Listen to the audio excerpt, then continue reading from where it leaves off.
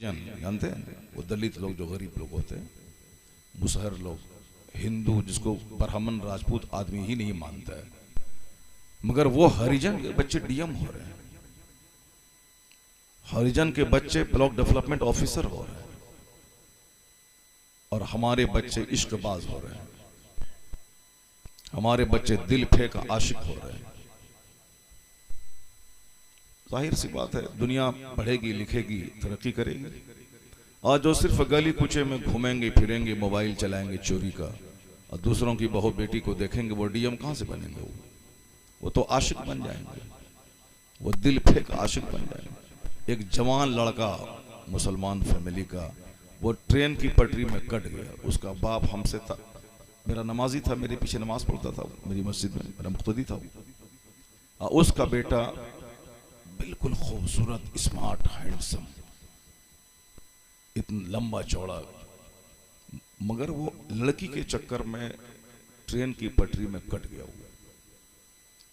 अगर कोई उसको देखता तो बहुत देर तक अफसोस करता कि इतना खूबसूरत और तंदुरुस्त और हेल्दी नौजवान, क्योंकि वो मेरे पास आया था ब्राह्मण की लड़की को लेकर के कि हजरत हम इससे शादी करना चाहते हैं, मेरा बाप नहीं चाहता है, आप कुछ कर दीजिए।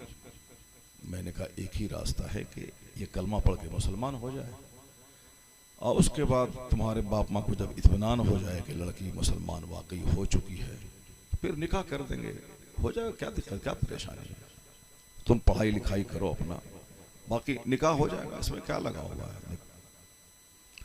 तो मगर उसको जल्दी थी कि जल्दी से अभी कलमा पढ़े, फौरी निकाह कर दें, फौरी हम उनके साथ में रहें। उनके बाप ने कहा कि ऐसा नहीं होगा।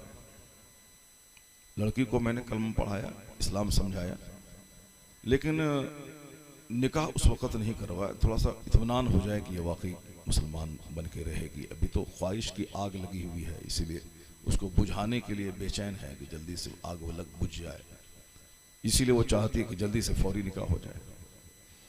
लेकिन बाप ने थोड़ी सी ताखीर की तो उसी में लड़की के वालिदैन सिंगापुर रहते थे। ये चेन्नई की कहानी है, मद्रास की, मैं वहाँ 2 साल नमाज पढ़ाया हूँ मस्जिद में, उसी दौरान की बात है। इतना खूबसूरत नौजवान जो बहुत अच्छा पढ़ता लिखता था, हाई क्लास का इंजीनियर बनता। अभी इंजीनियर लोग 10-10 लाख रुपये महीना कमा रहे हैं। हमारे मोहल्ले का एक इंजीनियर है, वो आगरा में रहता है, कई लाख रुपये महीना कमाता है। मस्जिदों, मदरसों, गरीबों, मिस्कीनों, माजूरों, बीमारों, सबों को पैसा देता है, अपना भी शानदार घर बनाता है, शानदार कार पे चलता है। माल रहेगा तब ना आप गरीबों की खिदमत करेंगे, मस्जिद में देंगे, मदरसा में देंगे, अपना खाएंगे, दूसरों को खिलाएंगे। माल नहीं रहेगा तो सोचेंगे कौन सऊदी अरब से आया है, और सुबह उसके घर में पहुंच गए, बेटी की शादी है, चंदा दीजिए। माल नहीं रहेगा तो आप जलील हो जाएंगे, दूसरों के सामने हाथ फैलाएंगे। माल रहेगा तो आप सखी बन के रहेंगे, और मस्जिद की तामीर में कितनी एसी लगेगी? 10 मेरी तरफ से। माल रहेगा तब 10 एसी लगवाएंगे। इसलिए माल जरूरी है। तो अब माल कमाने के लिए मेहनत जरूरी है। जो किताब देखेगा वो मुफक्किर बनेगा, डीएम बनेगा। जो लड़कियों का चेहरा देखेगा वो गली कुचेगा, आशिक बनेगा।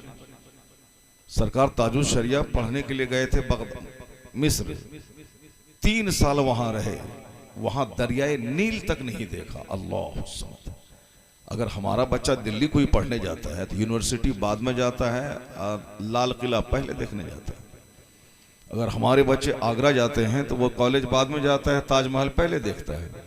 मगर वो ताजुल शरिया थे जो 3 साल मिस्र में रहे, करीब में दरियाए नील, हिस्टोरिकल रिवर, जो ऐतिहासिक नदी है, हिंदू मुस्लिम सारी दुनिया के लोग जानते हैं। नील हिस्ट्री में, एंशियंट हिस्ट्री, मॉडर्न हिस्ट्री, और इस्लामी हिस्ट्री में तो है ही दरियाए नील, दरियाए दजला, दरियाए फरात, दरियाए नील।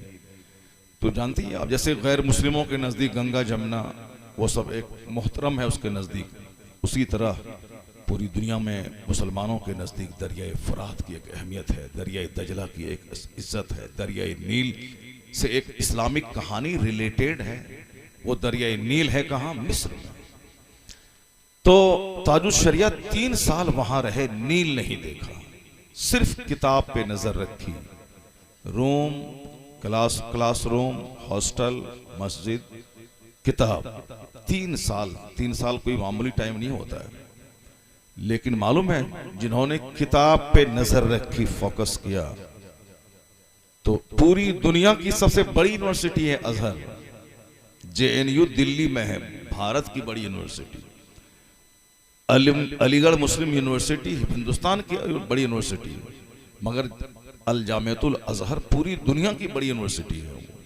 और कई लाख बच्चे पढ़ते हैं, पूरी दुनिया के बच्चे पढ़ते हैं, और वहां पे हर फैकल्टीज है, 1000 से ज्यादा फैकल्टीज हैं वहाँ।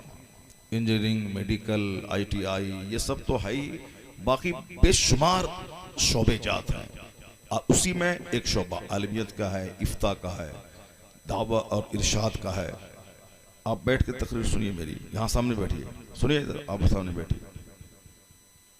टका वगैरह जो देना हो वो सब मत ना भी दिएगा चलेगा, क्योंकि टका शायर लोगों को दिया जाता है, खतीब लोगों को कम मिलता है, तो वो सब मत कीजिए। बस सिर्फ गुफ्तगू मेरी सुन लीजिए, 1 घंटा सुन लीजिए, 1 घंटा सुनिए, उसके बाद फिर आप की जो मर्जी है वो करते रहिए।